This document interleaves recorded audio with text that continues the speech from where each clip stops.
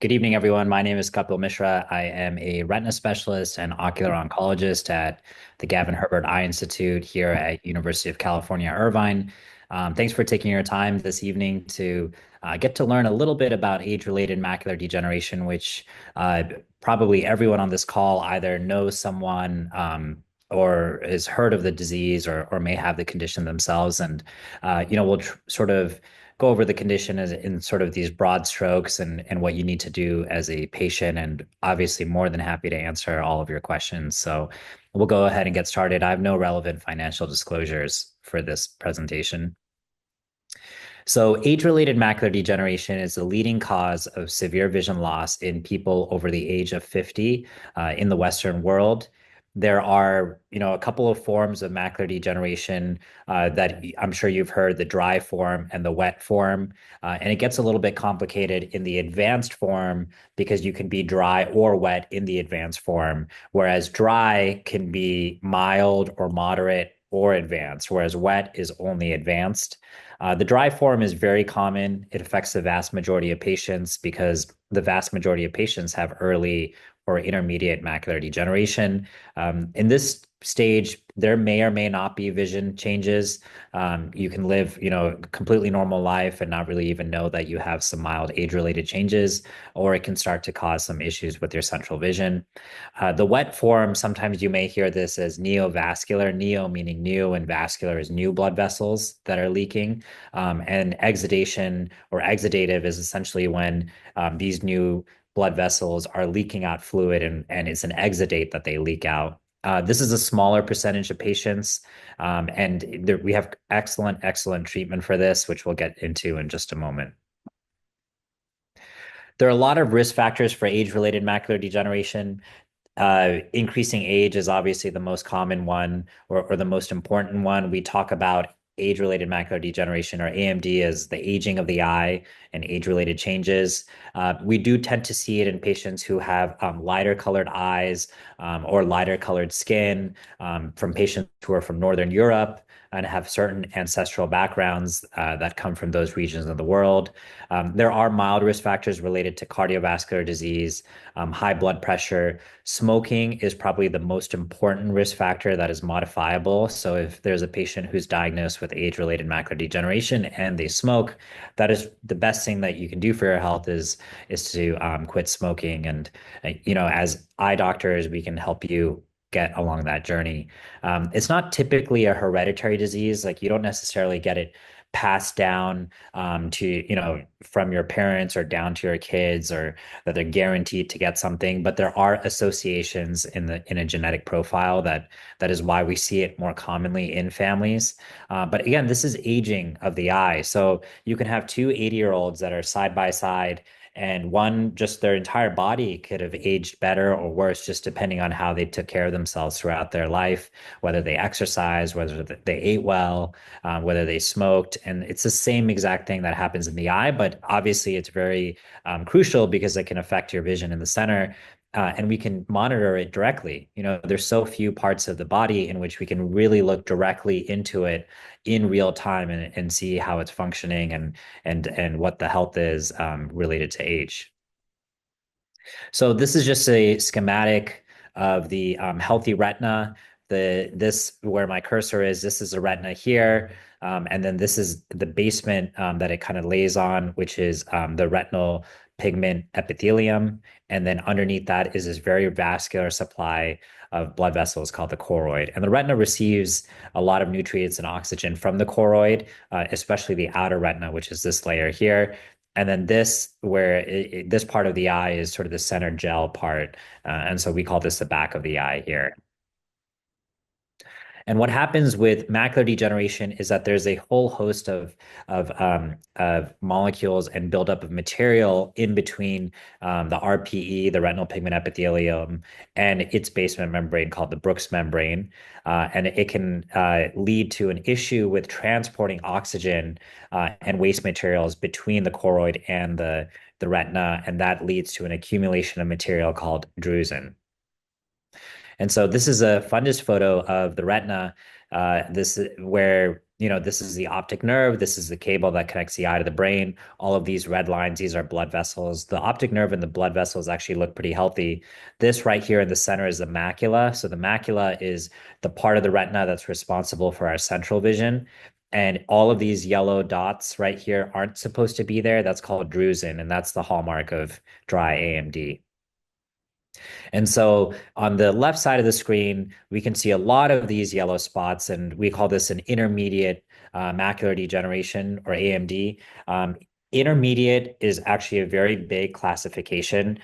So it encompasses a lot of patients. So I've often had patients in which I describe to them that you have intermediate AMD, and they think, oh my gosh, I'm already so far along. But intermediate AMD is actually a very broad term in which it may never affect your vision throughout your life, and it doesn't have those advanced forms that are on the right side of the screen, which is the wet form in which they're think of it like the sidewalk is the retina, and there are all these cracks in the sidewalk as it's breaking down and degenerating, and there are weeds that grow through those cracks. And those weeds are these blood vessels that grow from underneath, and we call that the wet form because it can bleed right in the center and cause a drop in vision.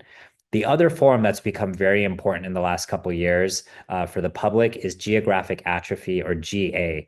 And the reason that it's become important is because there are a few new medications that have come onto the market that help slow down the progression of GA. And there are 15 or 20 medications that are in the pipeline to help decrease the progression of GA. So it's a very exciting time in terms of treatments that were not available for this condition even 5 years ago.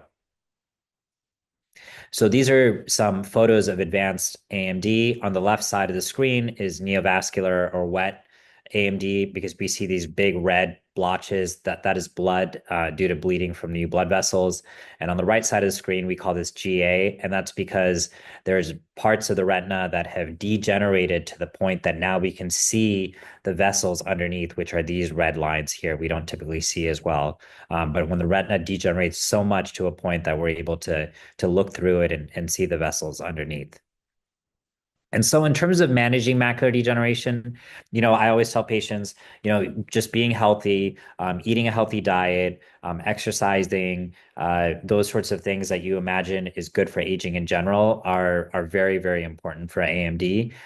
There have been a lot of studies looking at different antioxidants and different vitamins. And these are based on very large epidemiological studies. And then there was a hallmark clinical trial called AREDS, in which they took high doses of certain vitamins into a combination and actually showed that there was a 25% risk reduction in terms of advancing to advanced AMD in 5 years. And so patients who weren't on any of these medications had, a 28% chance compared to 20% or so for those that were on these medications. There's a couple of different vitamins in it, including zinc. AREDS 1 had beta carotene, but in a repeat study, not against a placebo, but they had noted that AREDS 1 with the beta carotene increased the risk of lung cancer in patients who were smokers. And so the AREDS 2 formulation does not include beta carotene. And we tend to just prescribe AREDS 2 just to make it easier, even if you don't have a history of smoking. And so this constellation of vitamins is a particular formulation that was actually studied in a clinical trial, and that's shown in AREDS. There are a whole host of vitamins that are sold, or nutraceuticals, where essentially, this isn't regulated by the FDA, and there are all sorts of companies that are selling different types of formulations. And there was a study that showed that almost none of them had really the right amounts of some of these vitamins that was actually studied in the clinical trial. So we usually recommend just to stick with the AREDS too, because that was what was actually studied in the clinical trial. And this is on top of you eating well and leading a healthy lifestyle. So lutein and zeaxanthin, it's found in, green leafy vegetables, orange and yellow fruits and vegetables. And, this is very easy to kind of look into. I'm sure many people on this call, just by the fact of you being interested in being in this call probably suggests that you do wish to, eat and live healthy. And so I'm sure you're getting a lot of this anyway, but just to kind of keep in mind that these are the types of things that are worth eating when you have AMD. So, we talked a little bit about AREDS. You can also take your multivitamin as well. The AREDS does have a high dose of zinc, so it can affect some people's stomachs where they have some mild GI discomfort. What you can do, it's prescribed as twice a day, one tablet twice a day, but you can take it once a day at least initially, just to be able to kind of get used to it and then go from there. We talk about sunglasses. Now, blocking UV is really important. Your lens, your natural lens inside your eye blocks a lot of that UV. When you have cataract surgery, the new lens that we put in the eye blocks UV. But there is still a chance that some UV can get to the back. And there have been studies in animals in which blue light caused progression of macular degeneration. It's not very strongly replicated in humans, but I think it's reasonable if you were to get sunglasses of having sort of the brown sunglasses or blue blocking sunglasses. But this is by no means mission critical, and I don't support spending a ton of money on sunglasses to try and get the most expensive ones. The answer grid, you may have also heard about. This is essentially grid paper where we ask you, we may have given this to you in clinic. This is that we want you to cover one eye at a time and to look at the dot in the center and just to see if, as you're looking at the dot, do any of the lines look like they're broken up, or do they look distorted, or do they look wavy? And the reason for that is because if there's ever any bleeding underneath the retina or new blood vessels that have formed, it can cause a change in the shape of the retina and it can cause a distortion in the vision. And the value of this is that, you end up seeing the retina specialist every 6 months or every 4 months or once a year. And in between that time, it's possible that there could be new blood vessels that form. And so, we rely a lot on you to cover one eye at a time and make sure to see if there's any distortion in your vision. If you don't have the Amsler grid, just look across your room at the windowsill or blinds or your refrigerator, anything that you know very well and comfortably that has these nice solid or straight lines. You can cover one eye at a time. Some people will put the Amsler grid on their refrigerator as well. But as long as you're kind of looking at something regularly and testing one eye at a time, that things are relatively straight, that should be good enough. So in terms of management of dry AMD, I had mentioned earlier in the talk that geographic atrophy, which is one of the advanced forms of macular degeneration, now has some medications that are out in the market that help slow down the progression of this. This is version 1.0. These are fantastic medications, but they do have some side effects. It's a very nuanced conversation to have with your retina specialist about the utility of using these medications. The first one is Syfovre, which is called pegcetacoplan. The second one is Izervay. And again, this is just version 1.0 of a whole slew of medications that are probably going to come onto the market in the next handful of years. There's certain indications that, or certain patients that may benefit from this more than other patients. And so it's a very sort of personalized and individualized conversation with your retina specialist about who would benefit the most from these medications.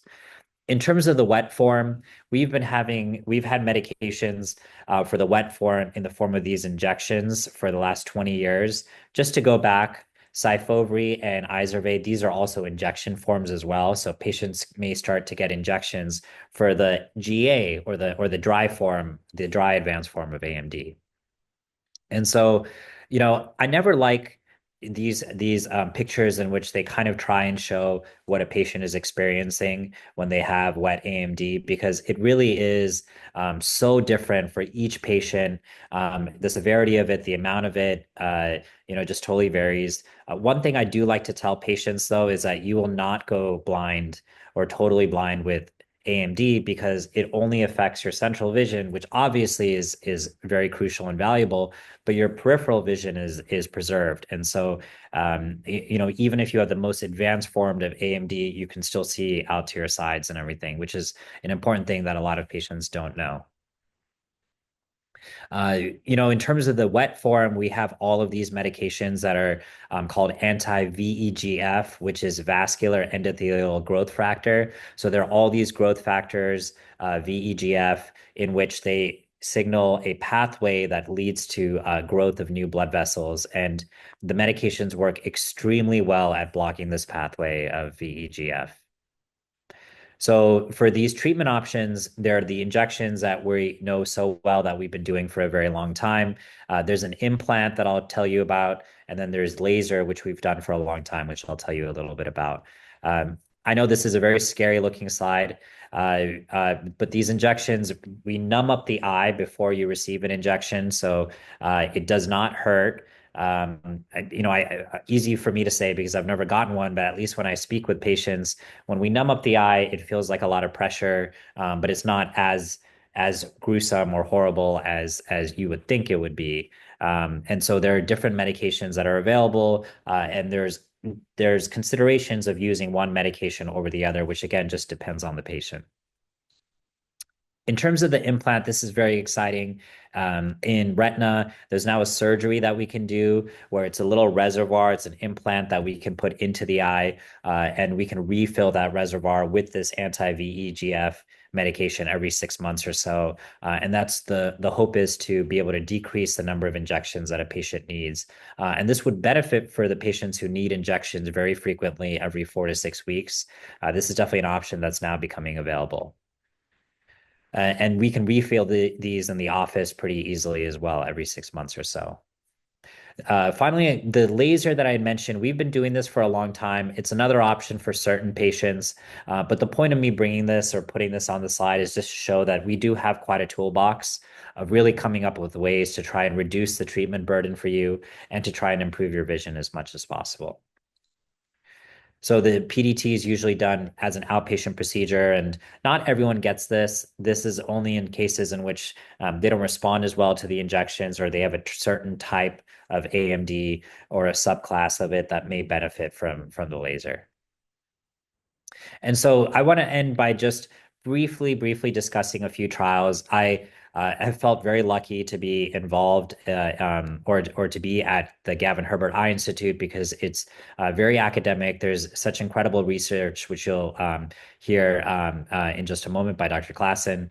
But there are two clinical trials that we're working on right now that are in the phase 2, 3 pipeline in which there's gene therapy that's being evaluated in which it's a surgery, but we can inject a viral vector that releases anti-VEGF pretty much indefinitely. And so this is an exciting thing for patients to be able to reduce their treatment burden. EyePoint Pharmaceuticals has one in which it's not a VEGF specific inhibitor, but it's a tyrosine kinase inhibitor, which inhibits VEGF, A through D, platelet-derived growth factor, and a bunch of different growth factors that are involved in new blood vessels. And so this is a very, very exciting thing too. So, the last thing I'll kind of say is home monitoring. When you're home, we talked about the Amster grid, always checking one eye at a time. There is a lot of research being done with a device in which you can get that OCT image done at home excuse me, at home. And then, based on what it shows, you can just tailor when to come to your appointment based on when the fluid comes back. And again, that's another conversation to have with your retina specialist, but a lot of exciting things. And I tell every patient that if you had a family member that had this condition, let's say a parent 5, 10 years ago, the game has totally changed compared to even 5 years ago with what we have available. And so it is not the same pathway that you may have seen someone go through because there's just so much more that has come onto the market. So these are my references, and thank you for your time. All right, greetings, everybody. First off, I want to point out my disclosure statement. I do have intellectual property and a financial interest in the work I'm about to present. Um, we're going to be talking about the use of retinal progenitor cells for treatment of retinal degenerations. And first off, I want to introduce this idea that there is more than one retinal degeneration. You just heard about AMD in wonderful detail, and that's one type of degeneration that we hope to treat. But there's another one that's first on our list because it's even more severe. That's known as retinitis pigmentosa. And whereas AMD is age-related, so it's age is a major factor in developing the disease. It's also quite common. RP is much rarer, and it's genetic. So you can have a predisposition. It can run in families and so on. Also, in terms of what the ophthalmologist sees, it's quite different. RP was one of the first forms of blindness that was identified based on the invention of the ophthalmoscope. So once doctors were able to actually see inside a living eye, they looked inside the eye of a blind person and saw these black spicules in the back of the retina. They said, wait a minute, that's kind of strange. That shouldn't be there. And so the disease was named RP based on the fundus findings. The point is that for the patient, with AMD, as you learned, it's the central vision that disappears first, whereas with RP, it's the peripheral vision that disappears. And then RP unfortunately goes on to lose the central vision as well. So RP can leave you quite impaired. But there is this very important commonality here, and that is that what we're talking about is the loss of photoreceptors in the retina. And once you lose these neurons, they do not spontaneously regenerate in a mammal. And therefore, every time you lose one, you're losing a little bit of vision. And once you've lost most of them, you've lost quite a bit of vision. So the question is what to do about this. Um, and that's been a real challenge over the years. So if you look at the situation presented here in this slide, on the left, you see what a normal retina is going to look like with rods and cones up at the top. And then in the course of RP, you end up with a retina that looks more like on the right, where the rods and cones are dying off and very disorganized. And obviously, that's not a very helpful state for your retina to be in. So we could approach this by trying to replace the rods and cones, or we could try neuroprotection, which is to try and keep the original status quo on the left and try and keep it from falling apart and ending up like on the right. Now, in terms of stem cell strategies, there's some groups that are trying to replace the RPE layer. You might have heard about that. That's a popular approach for AMD. That's the pigmented layer behind the retina. You can also try to replace the rods and cones themselves. Either way, that sounds really great, but it's going to end up being rather challenging in practice. And that's one of the reasons we were thinking about neuroprotection, where instead of trying to replace things, you try to keep what's already there alive and functioning well. Because this would be much simpler to implement in practice. And although it might require retreatment, it should be available sooner to the patients. So if we can rescue the retina, we can help patients now. So that's attractive from a clinical standpoint. Now, what are we going to use? We could use true stem cells like you've heard about, or we could use something called a progenitor cell, and we're using a retinal progenitor cell. So what's the difference? Well, true stem cells can make any cell type in the body, so that sounds really great. Why would we ever use a progenitor cell? Well, they're tissue specific. And since we're only trying to make retinal cells, then working with a cell that's already specified to do that has certain simplifying advantages. So we haven't really lost anything as long as our focus is on the retina.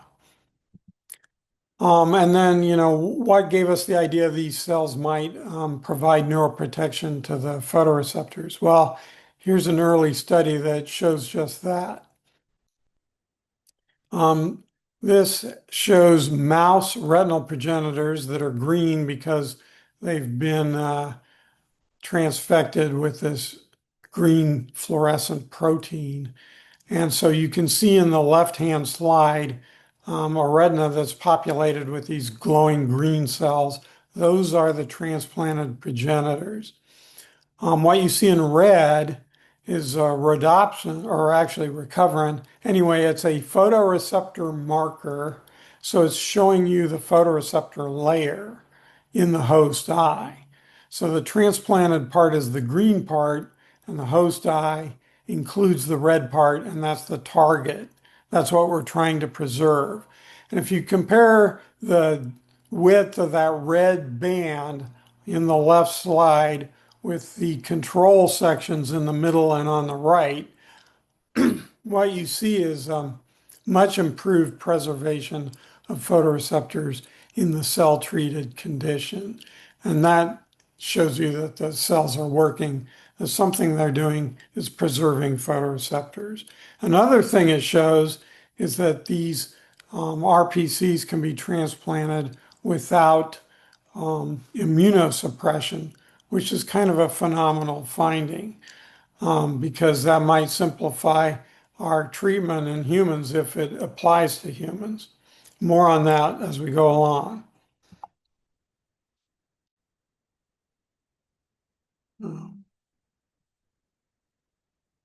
And so we've replicated these findings in a multitude of different species, always transplanting within the same species. So we generate the mouse RPCs and transplant them into mice. We do the same in rats, a rat RPC into the rat eye. We did the same in cats and the same in pigs. And in each case, we're doing it without immune suppression. And in each case, these allografts survive. So this is adding to our, pile of evidence that these cells will be tolerated as allografts without having to tissue type or use immune suppression. So that's all good. And that brings us to the human project. We could isolate these cells from donated human tissue, but in terms of testing them before using them in humans, we have to do those tests in other animal models. And so in that case, we're putting a human cell into an animal. It's a different species. That's called a xenograft. And in those situations, we do have to use immune suppression. But even though we're using immune suppression just to get these animal results, it does not mean we're going to have to use immune suppression in the patients. We'll just have to wait and see. So to do our functional studies with the human cells, we turn to our old friend, the Royal College of Surgeons rat, with his dapper attire. These rats have a hereditary degeneration of the retina that's reminiscent of RP, and we use them for our studies. The way we've modeled our approach is that we're going to just inject these cells into the vitreous cavity very much the way the anti-VEGF compounds are injected in AMD. So we're using the same type of syringe, the same type of needle, the same kind of treatment approach. But instead of injecting a molecule, we're injecting these cells. Once the cells are injected into the eye, they tend to cluster together to form these kind of spheres like you see here. And then they just bob around like little balloons inside the eye. and they don't necessarily have to integrate with the retina because we're not replacing the cells. We're using these cells as a way to deliver growth factors that they naturally make to the retina to preserve photoreceptors. Um, so that's nice. And here's looking at the results in more detail. In the center, you see this Maltese cross shaped object. That's actually a rat retina. It's an RCS rat.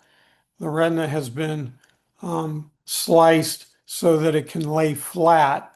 Once it's flat, we can use a confocal microscope to examine the photoreceptor layer very much in great detail to see whatever happened to the photoreceptors. And we can compare our control animals, control eyes to the treated eyes and see what the difference is. And that's shown here on the right-hand column. Up top in the upper right is a control eye. You don't see much of anything, and that's because no cells were injected into this eye, and so the retina degenerated, so the photoreceptors were lost, and we see no indications of residual rhodopsin or M-cone opsin. Contrast that to the lower right-hand corner where a RCS retina was injected with these progenitor cells, in this case human, and you see quite a broad spectrum of different profiles, red dots and green dots, and each of those dots indicates a separate rod or cone. The rods are in red, and one type of cone is in green. It's the green cone, so we kept it consistent. And so if you look at the treated versus the control, that basically gives you a gestalt of what it is we're trying to achieve with this treatment, preservation of these cells. Of course, it's one thing to preserve cells, but it's another to get a readout that indicates that the cells are actually functional and that there's a visual advantage to the recipient. And so what we're seeing here are two different types of physiological testing done on the rats after they have the treatment. And we compare the cell-treated animals to the controls. In each case, the cell-treated is in blue and the sham-treated is in green. And then untreated, if it's present, is in white. Up top, what we see is an optokinetic response. And this is just a reflex response that we use in rodents because they can't read the eye chart. But it's a way to try to gauge visual acuity in a rodent. And the higher the bar, the better they are seeing. And I think you can appreciate that the blue bars are higher than the controls. And when you see a star, that means it's statistically significant. Likewise, we can do an ERG, which is an electroretinogram on the animals, and the color code is still the same. And you see the blue bars are higher than the control bars, and that indicates a functional superiority of the cell-treated eyes. And ERG is a test we also use in patients. And then we put together these functional studies with the anatomical studies and a whole bunch of other studies based on analyzing the cells that we're using, also toxicology, etc. And we file that with the FDA to get approval to do the trials. Here's the first trial. And we tried it without immune suppression. And, the great news is they weren't rejected. And then we did another trial. In this, we took the patients who had already been treated in the first eye and we dosed them in their fellow eye. Now, because the immune system can see both eyes, by injecting the first eye, you've sensitized the patient. It's like getting your first bee sting, and then we gave them the injection in the other eye. That's the second bee sting. That's when you really find out if you're allergic or not, right? So we raised the bar, and again, we had no immune rejection. So we're feeling pretty comfortable that these cells are well tolerated without immune rejection. And then we went even further. We had a 2B trial, and in the extension that came with that, we redosed the same eye that had been treated a year earlier. So injecting the same eye with another bolus of cells, that's really pushing it. And again, no immune rejection. So in general, we see that the cells are well tolerated and safe. Um, and this, you can see that what we saw in the animal, other mammalian species really did carry over into humans. We didn't need to use the immunosuppression as long as the cells are within species. But that still raises the question of visual function. So going back to the first trial, here's what the visual readout looked like from those patients. Now, what we did is it's a dose escalation trial, so we were trying start with a very low dose and work our way up. And those are the different colors here. The lowest dose is in the red, and we move more into the blue with higher doses. Um, and the solid bars are the treated eyes, and basically vision at baseline. So whatever the patient started with, we're ranking that as 0. And if they go up in vision, that is measured by uh, a bar that goes above the baseline. If they're going down in vision, it goes below the baseline. So I think you look at the controls with the faded looking bars, and that's the fellow eye. You can see that it's on either side of the baseline, and overall it's going to average out to right about 0. So it doesn't look like much happened in those eyes. But if you compare that to the treated eyes, you see that in each case, um, that the vision came out better at the end of a year than it was at the beginning. And it was particularly true of the higher dose. So we took these data to the FDA and they said, well, it looks like that last one was interesting. You better keep going. So they encouraged us to do a higher dose.